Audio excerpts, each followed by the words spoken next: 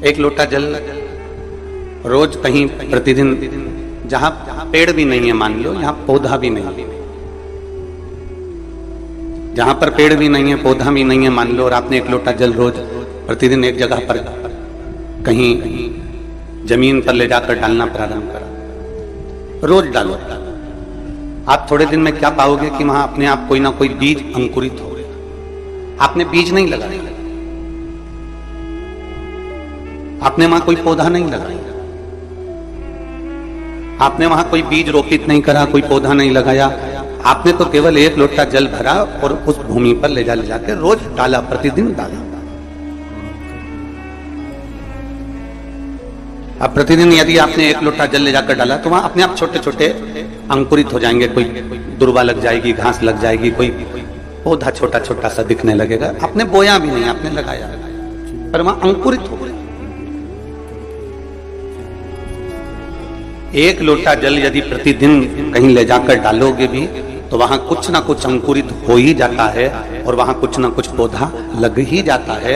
उसी तरह एक लोटा जल जब मेरे महादेव के ऊपर चढ़ाओगे तो कुछ ना कुछ अंकुरित हो ही जाता है, उसका फल खाली नहीं जाता। और तेरी कृपा बिना न हिले एक भी अणु, लेते हैं श्वास तेरी कृपा से तनु तनु।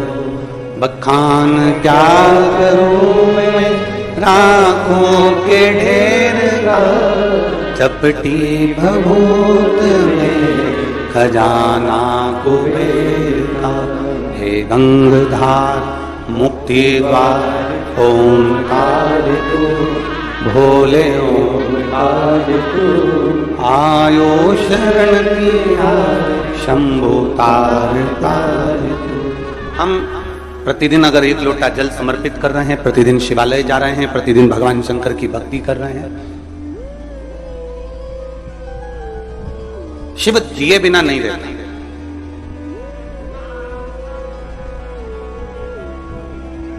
शरीर का सबसे सुंदर आभूषण कौन सा है?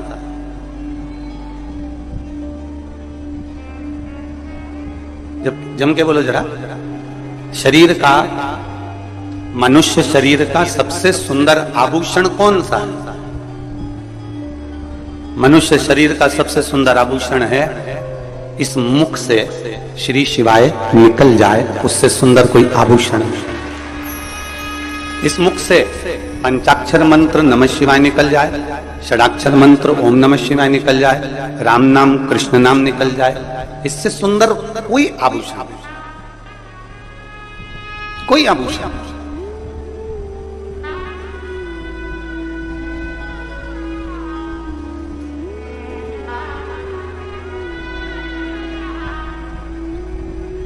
अगर मुख से भगवान का नाम निकल रहा है तो इससे बढ़कर क्या आभूषण?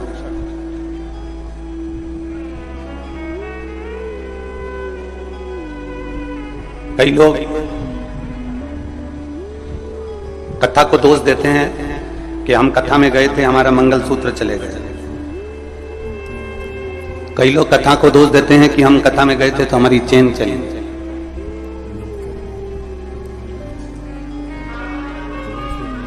कथा कभी तुमसे कही कि तुम सोने की चेन पहन कर आओ? अरे बोलो तो जम के। कथा ने कभी कहा कि तुम जोरदार सोने के आभूषण पहन कर आओ?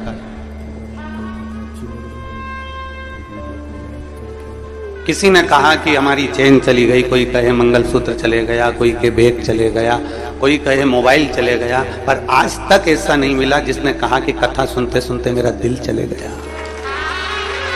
मेरा दिल चले गया। ये मन महादेव के साथ चला।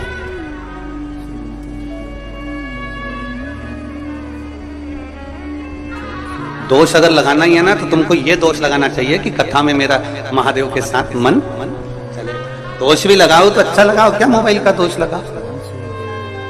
पहले के समय में मोबाइल नीचे गिरता था तो उसकी बैटरी बाहर आ जाती थी।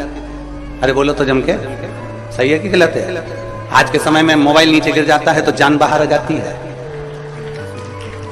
पहले तो केवल बैटरी बाहर आती थी, आजकल तो हृदय बाहर आ जाता है। मेरा इतना मोबाइल महंगा और गिर गया और उसका इतना नुकसान हो गया, अब मालूम पड़े कि जान बाहर।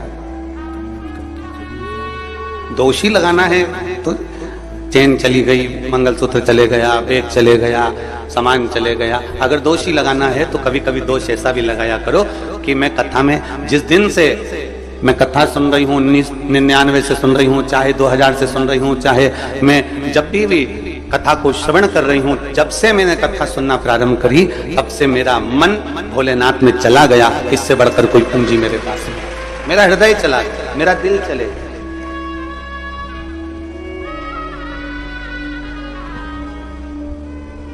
दोष लगाओ, मना नहीं है, पर अच्छे दोष लगाओ कि हाँ खुद गया।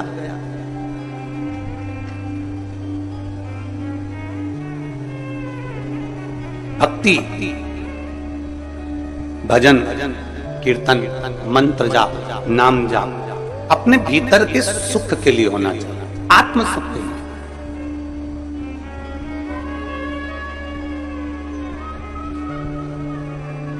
और जब हमारे आत्म सुख का हम विषय देखें, आप में से कोई लोग ऐसे भी बैठे होंगे जो कपड़े सिलते होंगे, कोई दर्जी भी बैठे होंगे जो सिलाई करते होंगे, कहीं मेरी जीजियां भी कोई ब्लाउज सिल लेती हैं, लहंगा सिल लेती हैं, साड़ी सिल हाल पीको कर लेती हैं, वो भी बैठी होंगी। बहुत सारे लोग बैठे।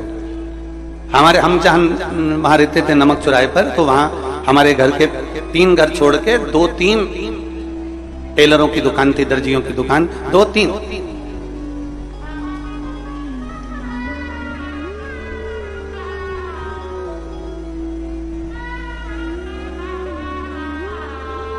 उनकी दुकान के सामने से जब निकलते थे तब हम देखते थे कि वो नया की नया कपड़ा आता था और उस कपड़े को धो के टांग देते थे।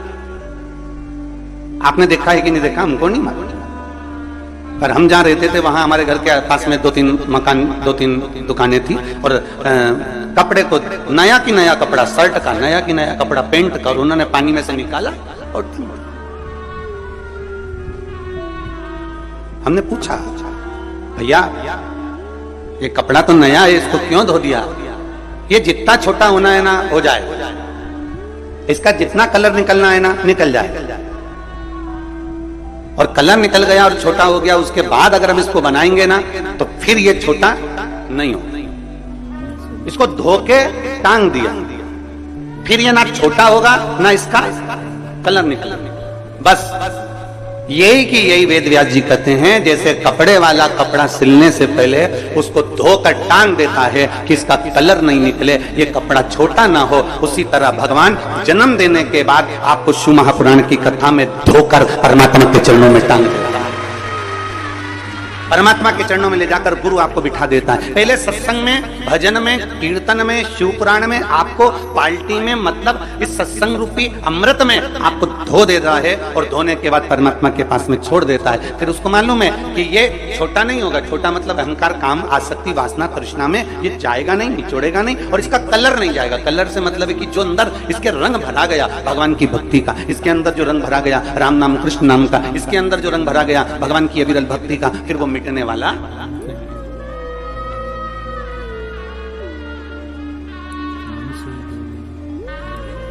मालवा के संत परम पूज्य श्री कमल किशोर नागर जी महाराज एक भजन गुनगुनाते हैं, बड़ा सुंदर, उनकी वाणी में बड़ा सुंदर लगता है। ऐसी रंगो गुरुदेव चुनर मेरी, ऐसी रंगो गुरुदेव। अब वो चुंदड़ी में रंग ऐसा रंग जाए कि फिर वो जिंदगी भर छूटे, जीवन भर नहीं छूटना चाहिए।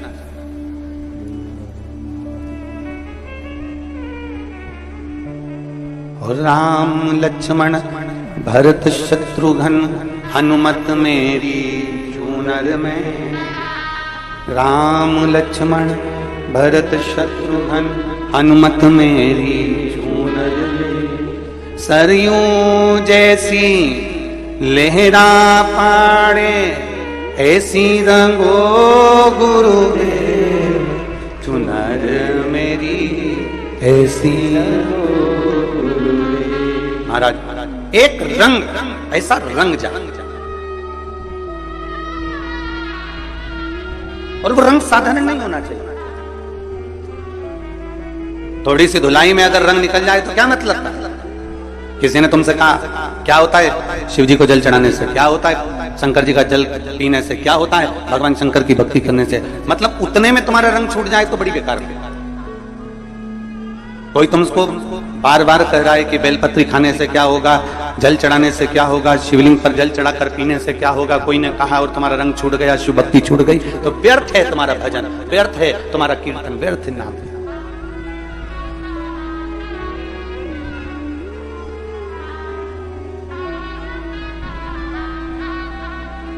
तो वो एक वो कहते हैं ना, धोबिया धोए चाहे सारी उमरिया, रंग वो चढ़े, रंग वो चढ़ना चाहिए जो धो धो के परेशान हो जाए तो रंग ना निकले।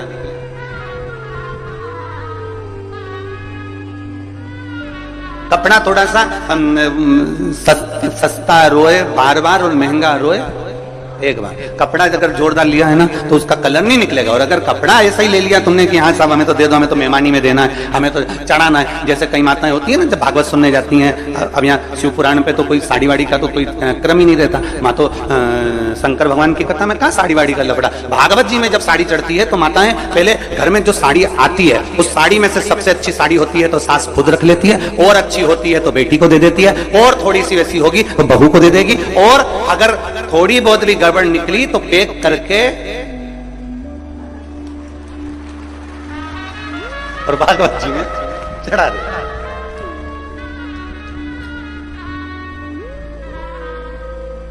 अब इनने बड़े जोरदार पल्लू मल्लू लेके साड़ी चढ़ा तो दी, और इनके ध्यान में नहीं आया कि तुम इतनी जोरदार जोरदार पहने तो पंडित जी की लुगाई के कम पहने। अब तुम सोचो कि भाई अब अच्छी थी रख ली, गड़बड़ थी बेटी को दे दी, और गड़बड़ थी बहू को दे दी, और गड़बड़ थी तो पैक करके अरे बच गई रे भागवत गीता। और बचने के बाद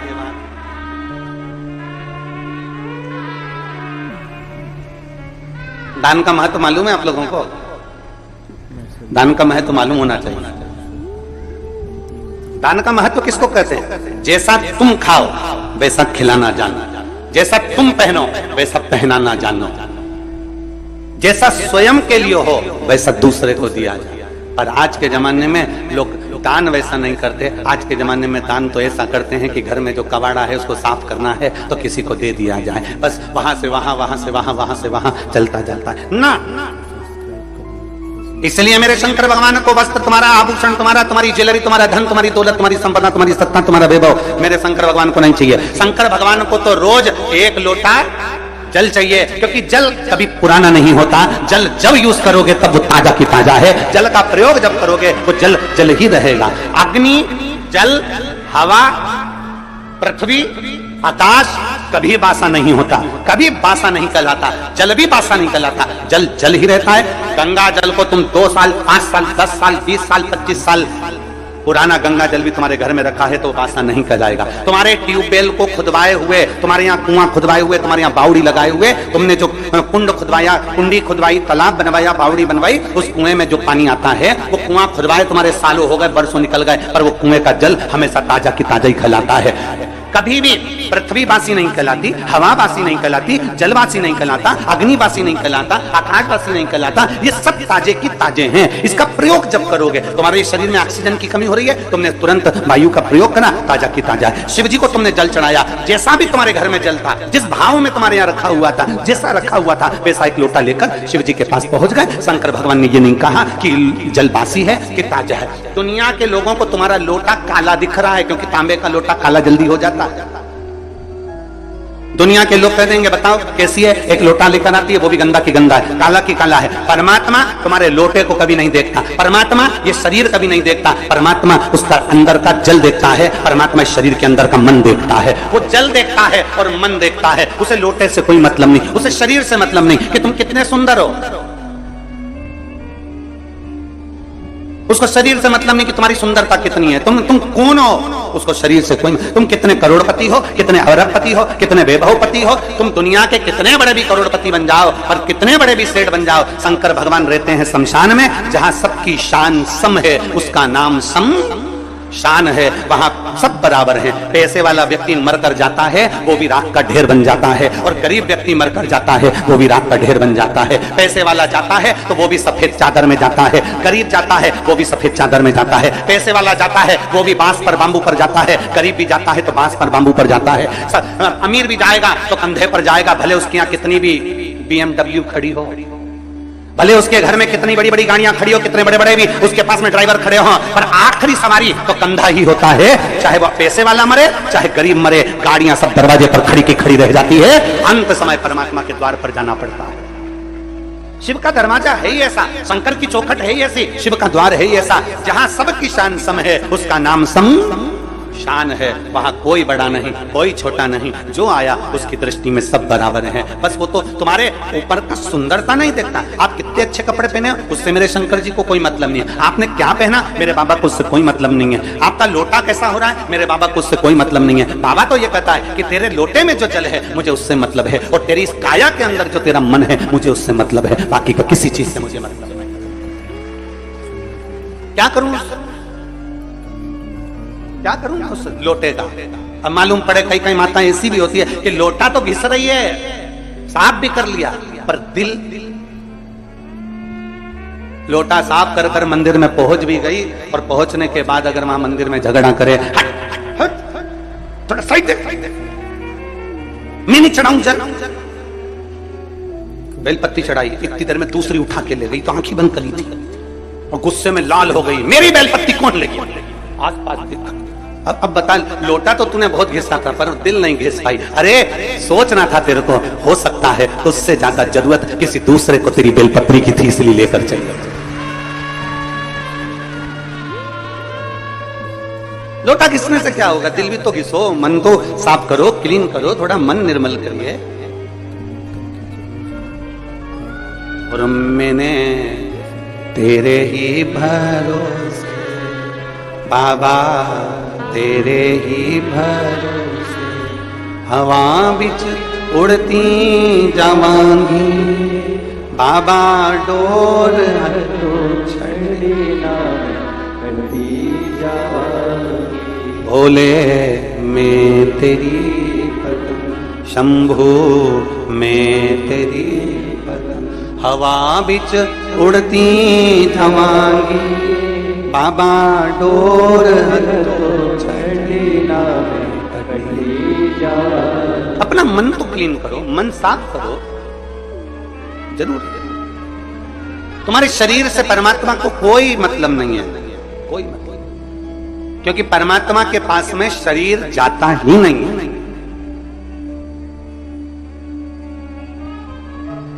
तुम्हारे कोई रिश्तेदार मरे हो और उनका शरीर ऊपर गया हो तो बता देना। जिसने खूब बादाम खाई हो,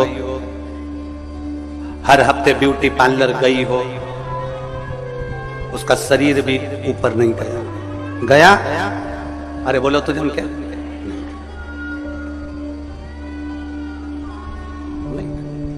शरीर से मतलब ही नहीं उसको कि तुम्हारा शरीर तुम कितना सुंदर रख रहे हो, उससे कोई मतलब नहीं है। उसको तो मतलब है निर्मल मन सो मोहि पावर मोहि छल छिद्र कपट ना भावा।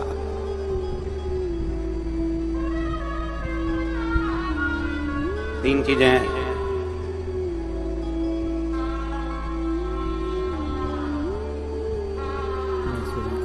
तीन चीजें, बचपन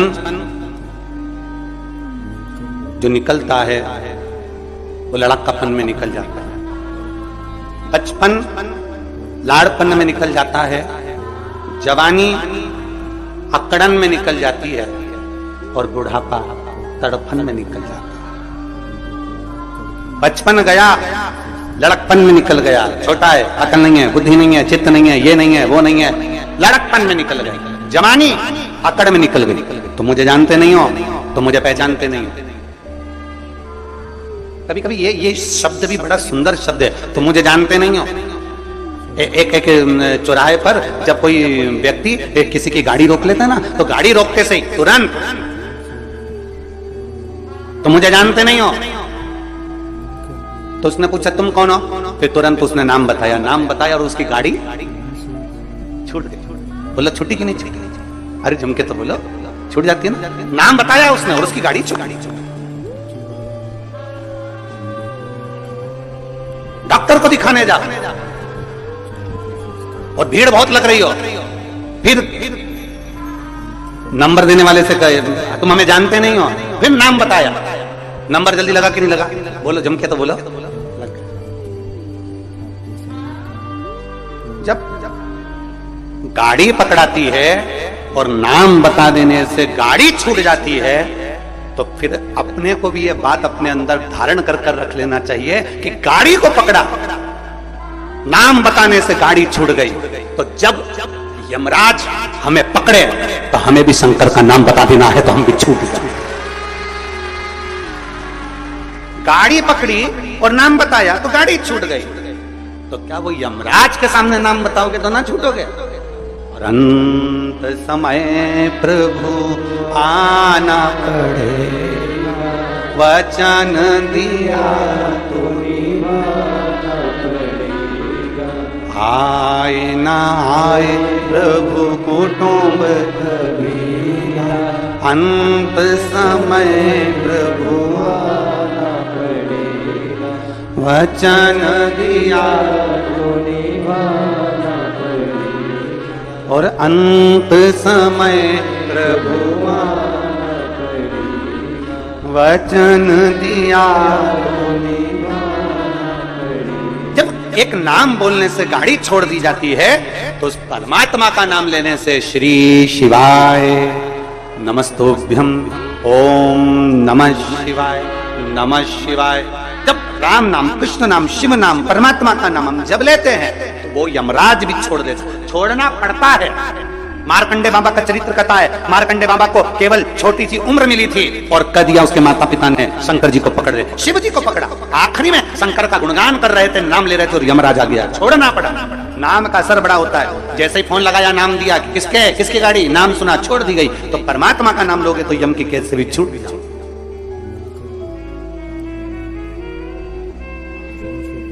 बस नाम की मूलता को पहचान। इसलिए तो तुलसीदास बाबा ने अपने सुंदर वचनों में लिखा, तुलसीदास जी ने अपने वचनों में कहा, कलयुग केवल, जम के बोलो जरा, कलयुग केवल नाम धारा। नाम, उन्होंने कलयुग में यह नहीं कहा कि राम धारा की, कृष्ण धारा की, शिव धारा की, यह धारा। उन्होंने कहा कलयुग केवल नाम धारा। तुम्हारी मर्जी पड़े तो राम बोलो, तुम्हारी मर्जी पड़े कृष्ण बोलो, तुम्हारी मर्जी पड़े शिव बोलो, तुम्हारी मर्जी पड़े दत्त बोलो, तुम्हारी मर्जी पड़े देवी बोलो, तुम्हारी मर्जी पड़े कुल देवता का नाम लो, तुम्हारा जो मन पड़े वो नाम लो। पर कलयुग में नाम जरूर लो, क्योंकि कलयुग का सार तत्व केवल नाम से है, परमात्मा के भजन से। ले आओ जरूर नाम। आपको हम नाम का लेते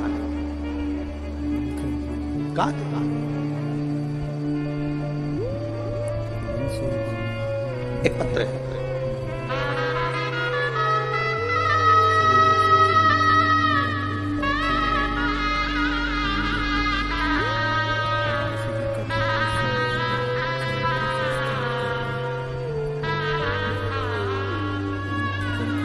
मेरा नाम विमलेश पांडे, मैं कस्बा बेबर की रहने वाली हूँ, जिला मैनपुरी, उत्तर प्रदेश की।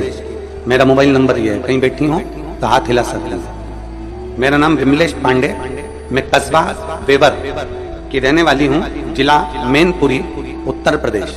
कहीं बैठी हैं, हाथ हिलाओ। हाँ ठीक है, ठीक है, ठीक है। आ जाओ, एक बेलपत्र लेकर चलेगा। मेरे पति की आंखों की रोशनी चली गई 2023 में। डॉक्टरों को दिखाते दिखाते कई महीने निकल गए और दोनों आंखों से दिखना बंद हो गया। पूरी की पूरी आंखें चली गई। डॉक्टरों से इलाज करवाया, ऐसा कोई डॉक्टर नहीं छोड़ा बड़े से बड़े हॉस्पिटल का, शहर का, जहां हमने इलाज ना करवाया। और डॉक्टरों ने कहा कि इसमें हमें लगता है कि नसें कुछ चोक हो गई, जिसके कारण बस देखने में नहीं आ रही। दोनों आंखें चली गई, रोशनी पूरी चली गई, दिखाई देना बंद हो गया। अब करें तो करें क्या? तभी पहली बार आपकी कथा टीवी के माध्यम से श्रवण करी, और श्रवण करने के बाद आपने कहा कि 1 लोटा जल शंकर जी को चढ़ाओ और चढ़ा हुआ जल आचमन करो। हम उस जल को आचमन ना करते हुए हमारे पति की आंखों में कपड़े को गीला कर वो आंखों पर लगाना प्रारंभ कर दिया। मंदिर से एक बेलपत्र लेकर आते, उस बेलपत्र को पति को खिला देते, जल पति की दोनों आंखों में पट्टी जैसा लगाना प्रारंभ करा। जब डॉक्टरों ने कह दिया इसका कोई भरोसा नहीं है कि कब आएगी, और हमने फिर भगवान शंकर पर भरोसा करना प्रारंभ करा। 1-1.5 महीने तो आंखें नहीं आई, 2 महीना निकल गए, आंखें नहीं आई। तब हमने शिव के मंदिर जाना नहीं छोड़ा, पशुपति व्रत करना नहीं छोड़ा, और बाबा का क्या गुणगान करूं गुरुदेव। फिर हमने विचार करा कि आंख की रोशनी तो आई नहीं रही। फिर हमने अपने पति को लेकर सीहोर कुबेरेश्वर धाम पर आ गए, और अपने पति को लेकर यहाँ कुबेरेश्वर धाम पर आए। यहाँ से हमने रुद्राक्ष मांगा, और रुद्राक्ष लेकर हम चले गए। तांबे के कलश में उसको गलाते, शिव जी को जल चढ़ाते, और रुद्राक्ष का जल अपने पति को पिलाते, और आंखों में लगाना प्रारंभ करा। आज मेरे पति की ये 2024 में आंखें वापिस आ गई। मैं बाबा को धन्यवाद देने के लिए आई हूँ। ये शिव तत्व है, एक शिव और शिव की उदारता।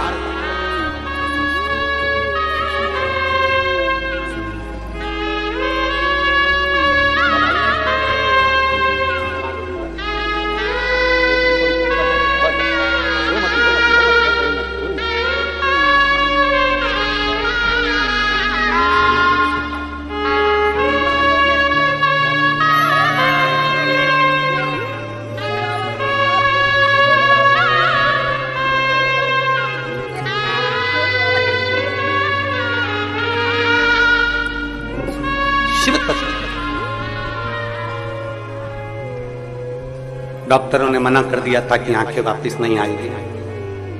मैं अपने पति को लेकर, उन्हें दिखता नहीं था, धाम पर आ गई, रुद्राक्ष लिया, लेकर चली गई। बाबा की कंकर शंकर पूजन कर कर गई, और बाबा ने मेरे पति की आंखों को वापस दे दिया। ये शिव तत्व, योग, एक विश्वास हमारे भीतर शिव के प्रति, शंकर के प्रति। आप सीहोर वाले महाराज जी से मिलने के लिए नहीं आए हो, ना सीहोर वाले महाराज से आपका कोई रिश्ता है, ना संबंध। एक संबंध सीहोर वाले महाराज से जरूर है कि आप मेरी बहन हो, मैं आपका भाई हूं, और पुरुष जितने हैं वो मेरे जीजा हैं, और मेरी बेटियां, मेरे बेटा, मेरी माता, ये सब मेरे रिश्ते। और खास रिश्ता तो आपका मेरे कुबेर भंडारी से है, वो रिश्ता कभी जिंदगी में समाप्त होने वाला है। एक संबंध तुम्हारा शिव से जुड़े, आश्रित हो तो परमात्मा पर, किसी दूसरे पर आश्रित नहीं हो। भरोसा करना तो मेरे देवाधिदेव महादेव पर करना, दूसरे पर कभी भरोसा नहीं। इंसान का करा गया भरोसा टूट जाए, पर परमात्मा का करा गया हुआ भरोसा कभी जिंदगी में नहीं टूटता, वो भरोसा अजर और अमर रहता है। आपको लगता होगा कि कोई बहुत पैसे वाला है, बहुत करोड़पति है, बहुत धनपति है, बहुत वैभव है, उसके पास में तो बड़ा सुखी होगा। शिव महापुराण की कथा में माता पार्वती जी ने भगवान शंकर से कहा, बोले बाबा आपका और हमारा विवाह हुआ है। एक लड़की जब किसी लड़के से विवाह करती है, शादी करती है, तो उसके मन में बहुत सारी तमन्नाएं होती है, बहुत सारी आस लगी होती है, बहुत आस रहती है उसे। एक लड़की जब किसी लड़के से विवाह करती है तो उसके मन में यह आस होती है कि बड़ा घर मिलेगा, परिवार मिलेगा, पति अच्छा मिलेगा, सास ससुर अच्छे मिलेंगे, रिश्तेदार नातेदार अच्छे मिलेंगे, मैं जिस घर में ब्याह कर जाऊंगी मां भोजन की कोई कमी नहीं होगी, मेरे रहने के लिए अच्छा कमरा, अच्छा भवन, सब कुछ मिलेगा, बड़ा बंगला, बड़ा महल मिलेगा। पर भोले बाबा आपकी अर्धांगिनी माता पार्वती जी करें, आपकी अर्धांगिनी विवाह कर कर आई, नंदी पर चढ़कर अपने पिता का सारा ठाठ छोड़कर, हिमालय राज का पूरा वैभव छोड़कर, हिमालय राज का पूरा ठाठ छोड़कर, हिमालय राज के घर की पूरी पूंजी छोड़कर, हिमालय राज के घर का पूरा वैभव छोड़कर, ये बेटी हिमालय राज की आपके साथ में विवाह कर कर यहाँ आई। पर आपके यहाँ तो कोई ठाठ है ही नहीं, आपके यहाँ तो कोई सुविधा है ही नहीं, आपके यहाँ तो यही शमशान पड़ा हुआ है, खुली जमीन पड़ी हुई है, बस जहाँ कैलाश पड़ा हुआ है, पूरे कैलाश में जहाँ चाहो वहां रह लो, किसी कंदरा में प्रवेश कर जाओ, किसी गुफा में जाकर भोजन कर लो, कंदमूल फल मिल जाए तो पा लीजिए और आराम से अपना आनंद पाइए। पूछा मेरे भोलेनाथ, पार्वती क्या चाहती, तुम चाहती क्या? पार्वती जी ने कहा, प्रभु कोई सुविधा तो होना चाहिए ना, तुम सारे तीर्थ में जाओ, वहां पर बहुत सुविधा देखना, सारे तीर्थों में बहुत सुविधा देखना, एसी का रूम मिल जाए, अच्छा पलंग मिल जाए, अच्छी गादी मिल जाए, अच्छा कमरा मिल जाए, अच्छी व्यवस्था मिल जाए, अच्छा भोजन मिल जाए, अच्छे से अच्छा सामान मिल जाए। हम जब मंदिर में दर्शन करने जाएं तो हमारा वीआईपी दर्शन हो जाए। हम जब पहुंचे तो मंदिरों में हमारा ये आनंदमय कोई आए और हमारा हाथ पकड़कर हमको दर्शन कराए। सब मंदिरों में तुम्हारे लिए वीआईपी व्यवस्था हो सकती है, सारे तीर्थों में तुम्हारे लिए वीआईपी व्यवस्था हो सकती है, सारी सुविधा तुम्हें वहां मिल सकती है। और कुबेरेश्वर धाम जब भी आना तो ये मत सोच कर आना कि यहाँ सारी सुविधा मिलेगी, क्योंकि जहां सुविधा होती है वहीं दुविधा होती है। यहाँ सुविधा है जैसी वैसे प्राप्त हो जाती है। अधिक सुविधा में दुविधा होती है। यहां तो भोजन भी आपको बनाना है और खाना भी, अरे बोलो तो जम के, आपको ही है। कद्दू भी आपको ही काटना है और बनाना भी आपको ही है। रोटी भी आपको सेकना है और खाना भी आपको ही है। खिचड़ी भी आपको बनाना है, चावल बीनना भी आपको ही है, सब्जी काटना भी आपको ही है। और अंदर यही होता है, आप में से कई माताएं, कई भाई, कई बहन, कई बेटियां, कई बेटे आते हैं, सेवा करते हैं और कद्दू काट रहे हैं, सब्जी काट रहे हैं, कहीं रोटियां बना रहे हैं, कहीं कोई सेवा कर रहा है, कोई झाड़ू लगा रहा है, कोई मालूम पड़े नुक्ती तल रहा है, कोई मिक्सचर तल रहा है। हमारी भोजनशाला में एक भी हलवाई नहीं है। हमारी भोजनशाला में केवल आप आते हो, भोजन बनाते हो और चले जाते। जितने हो आप आते हो, भोजन बनाते हो, चले जाते। आप में से कोई बाहर से आता है, वो कह देता है कि हम भोजन बनाना जानते हैं, उनको बिठा देते हैं कि तुम नुक्ती तल। आप में से कोई आके कहता है हम तलना जानते, तो उसको मिक्सचर बनाने बिठा देते। हम तो बाबा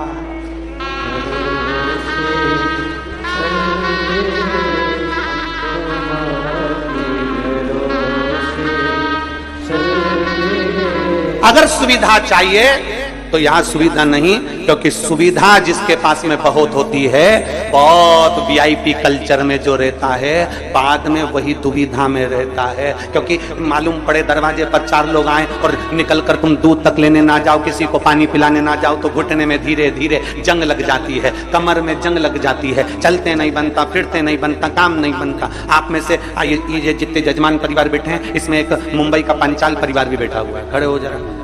ये दोनों ऐसे जजमान हैं कि जब से कुबेरेश्वर बाबा के धाम से जुड़े हैं, एक भी कथा ऐसी नहीं निकली जिसमें ये यजमान नहीं बने कुबेरेश्वर धाम।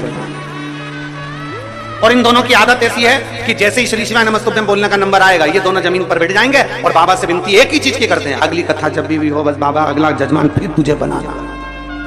ये सोफे पर बैठ के, पलंग पर बैठकर श्री शिवाय नमस्तुभ्यं बोलता ही नहीं है। ये दोनों नीचे बैठेंगे जमीन, दोनों जमीन, दोनों के पांव में प्रॉब्लम है, दोनों के पांव में दिक्कत। पर जितनी देर 5 बार 7 बार जो हम श्री शिवाय नमस्तुभ्यं व्यासपीठ से बोलते हैं, तब ये कहीं पर खड़े भी होते हैं ना, तो जमीन पर बैठ के बोलना चालू कर देते हैं। तो हमने इनसे एक बार पूछा भी, तुमको मिलता क्या ऐसा? तो क्या इस भूमि में कुछ चुंबक है? नीचे बैठकर जब बोला जाता है और बाबा से मांगा जाता है तो वो वापस खींच कर बुला लेता है। ये मुंबई से आते हैं, हर कथा में जजमान बन जाते हैं, हर कथा करते।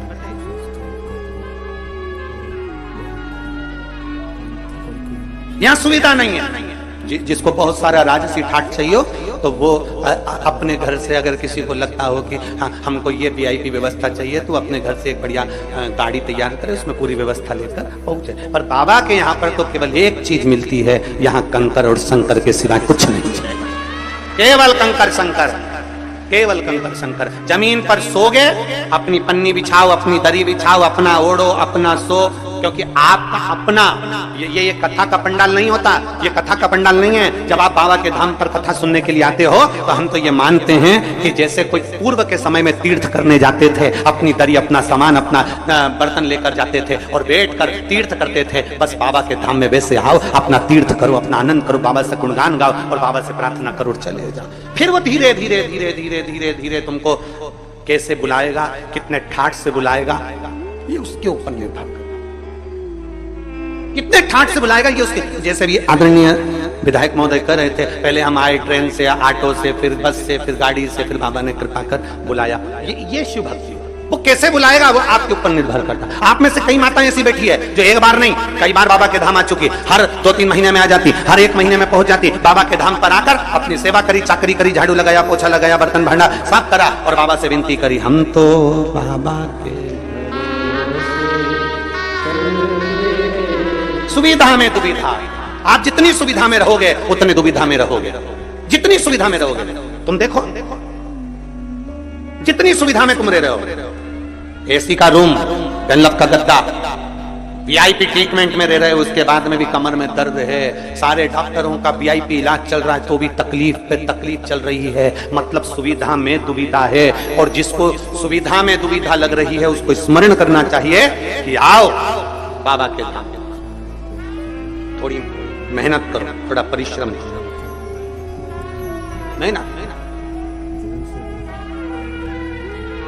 और जब हम बाबा के धाम में आकर थोड़ा सा परिश्रम करते हैं, बाबा से अपने दिल की बात कहीं बैठकर 108 बार श्री शिवा नमस्तुभ्यम जब हम कहते हैं, बाबा उसको स्वीकार कर लेता। एक पत्र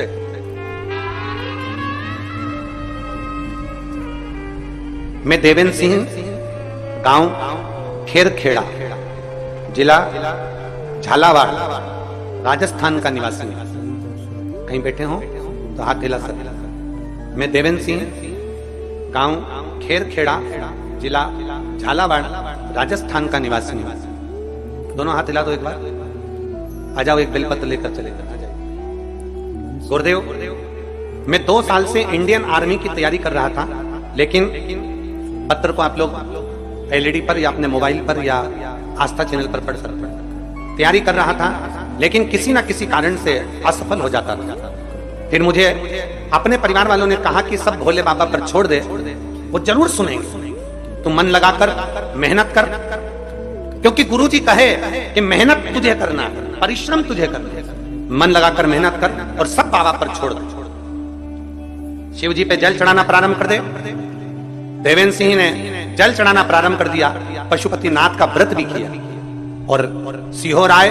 यहां आकर हमने कंकर शंकर की पूजन करी और कंकर शंकर की पूजन कर कर भोले बाबा से प्रार्थना करी और बाबा ने ऐसी कृपा कर दी कि आज मेरी सिलेक्शन इंडियन आर्मी में हो गया और मेरी पोस्टिंग जम्मू में हुई है। मैं जम्मू में पोस्ट हूं।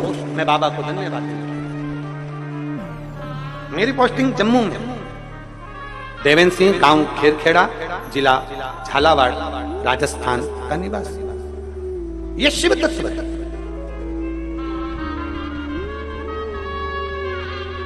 बस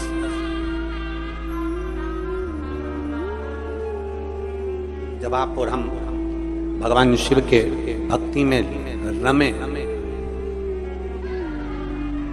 जब आप और हम भगवान शंकर की अविरल भक्ति में रमे, जो महापुराण की कथा कहती है, उस समय पर हमारे भीतर, हमारे मन में संशय नहीं होना चाहिए।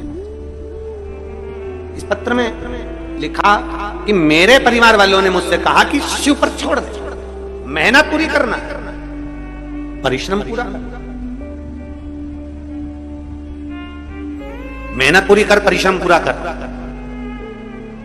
कहा गुरुजी बोलते हैं कि मेहनत में पीछे नहीं हटना है, मतलब मेहनत तो आपको डपट के करना पड़ेगी। और फिर निवेदन है जो हमने परसों की कथा में कहा था, खांसी हमें चली है तो खांसना हमें पड़ेगा, छींक हमें आई है तो छींकना हमें पड़ेगा, कष्ट हमें आया है तो भोगना हमें पड़ेगा। उसी तरह आपको अगर दुख है तो मेरे बाबा का गुणगान भी आपको करना पड़ेगा, आपकी मेहनत के साथ, आपके परिश्रम के साथ।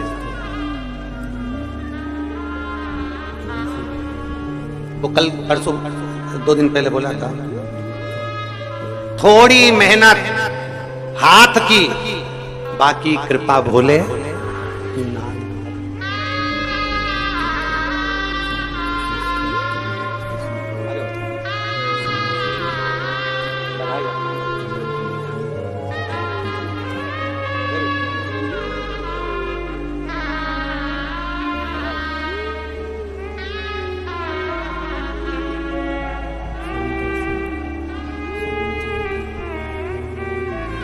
एक शिव के प्रति भरोसा, थोड़ी मेहनत हाथ की, बाकी कृपा भोले।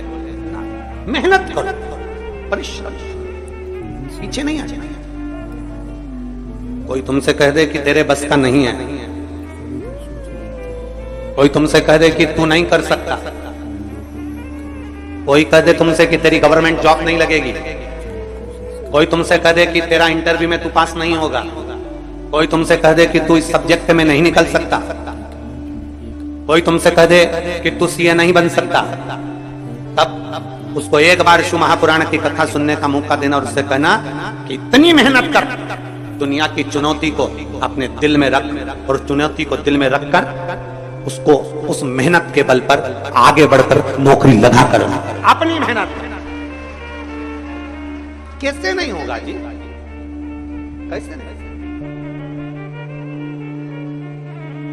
हार किसकी होती है? जो मेहनत ही नहीं करती।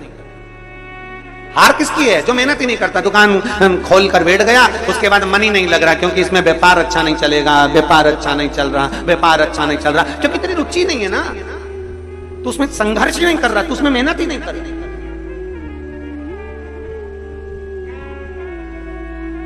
थोड़ा मेहनत करो, संघर्ष करो। आपका संघर्ष, आपकी मेहनत आपको कभी पीछे नहीं हटेगी। थोड़ी मेहनत हाथ की, बाकी कृपा भोले नाथ की। बस वो मेहनत, वो संघर्ष आपका, वो मेहनत आपकी।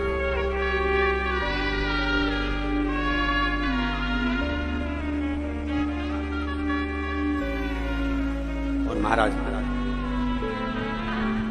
जब हम पूर्ण भरोसे के साथ में देवाधिदेव महादेव की भक्ति में रम जाते हैं, पूर्ण भरोसे के साथ, हम पूर्ण विश्वास के साथ में भगवान शंकर की अविरल भक्ति में जो हम रमते हैं, हमारे ऊपर शिव की दृष्टि पड़ती है, शंकर की दृष्टि पड़ेगी।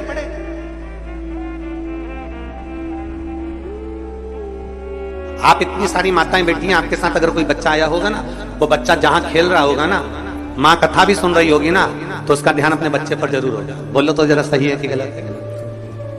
बच्चा अगर खेल रहा होगा तो माँ का ध्यान अपने बच्चे पर जरूर होगा। बच्चा कहां है? माँ का ध्यान उस पर।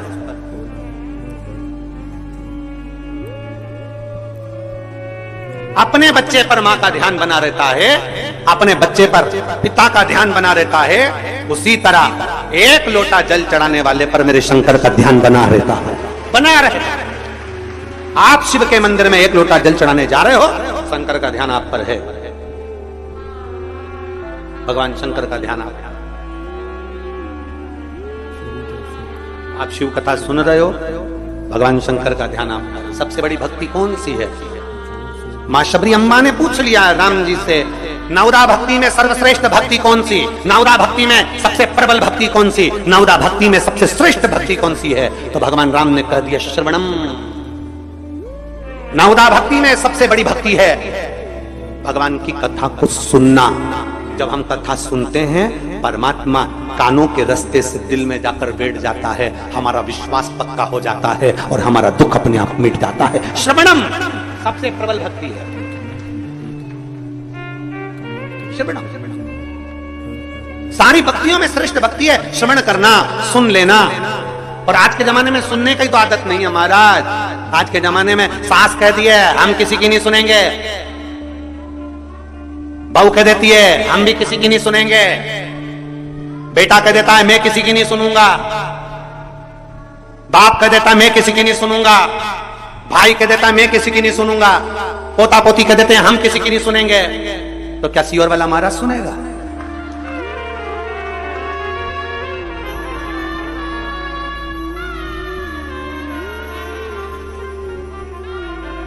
तो सही बातें सुनने की आदत तो डाल ली है, डालना चाहिए सुनने की आदत। हम किसी की नहीं सुनेंगे, हम किसी के बाप की नहीं सुनेंगे, बाप के हम नहीं सुनेंगे, छोरा के हम नहीं सुनेंगे, सास के हम नहीं सुनेंगे, माँ के हम नहीं सुनेंगे। कल की आई हम तेरी सुनेंगे, और सास के मैं किसी की नहीं सुनूं, बेटा के मैं नहीं सुनूं, पोता के मैं नहीं सुनूं, पोती के मैं नहीं सुनूं। कौन सुनेगा? आज के समय में कोई सुनना नहीं चाहता। तो यहाँ राम जी कह रहे हैं सबरी अम्बा को सर्वप्रथम भक्ति, सबसे श्रेष्ठ भक्ति, सारी भक्तियों में श्रेष्ठ भक्ति है श्रवणम। कथा को सुनना, बातों को सुनना, श्रवण करना और अपने अंदर उतारना, ये श्रेष्ठ भक्ति है। जिसने कथा को सुनना प्रारंभ कर दिया, जिसने कथा में दिल लगाना प्रारंभ कर दिया, कथा को सुनते सुनते उसके अंदर विश्वास पक्का हो गया, तो उसके अंदर इतना विल पावर आ जाता है, इतना बल आ जाता है कि वो आखिरी में जीत ही जाता है, वो हारता नहीं। विश्वास।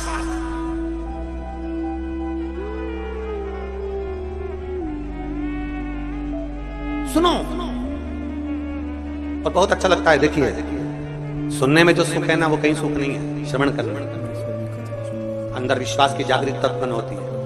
और हम तो साधुवाद देते हैं, कई कई कथाएं जब कहीं जाते हैं, कोई बुलाता है और वहां जब कथाओं में पहुंचते हैं तो इतना शोरगुल होता है उस कथाओं में, इतना शोरगुल होता है। जब कोई बुलाता है हम कथा में जाएं तो इतना शोरगुल होता है।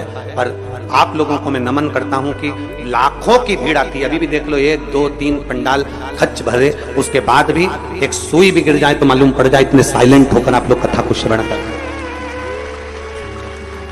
इतने साइलेंट होकर आप कथा का स्थान ग्रहण करते हो, इतने एकदम शांत, एकदम श्रवणम, सुनो।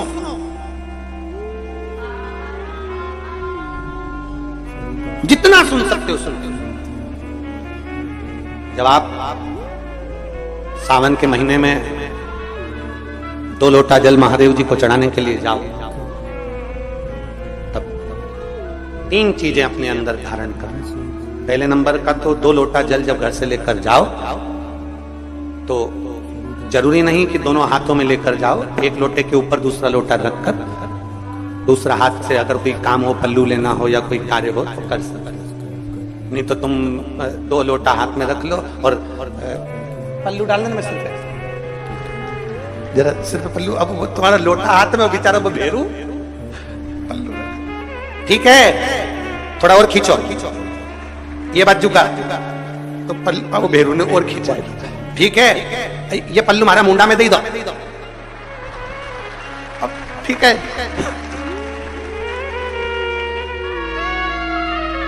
और थोड़ी दूर चली और याद आ गया, ओ बाप, इतने में भेरू ने कहा क्या हो गया,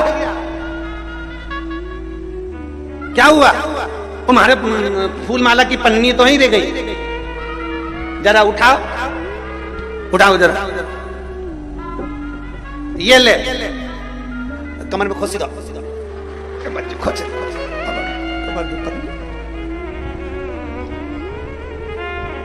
और कैलाश पर्वत पे जाके रहूंगी, भोले को अपना, अब पति भी के अच्छा शंकर हुआ और अच्छा जल हुआ।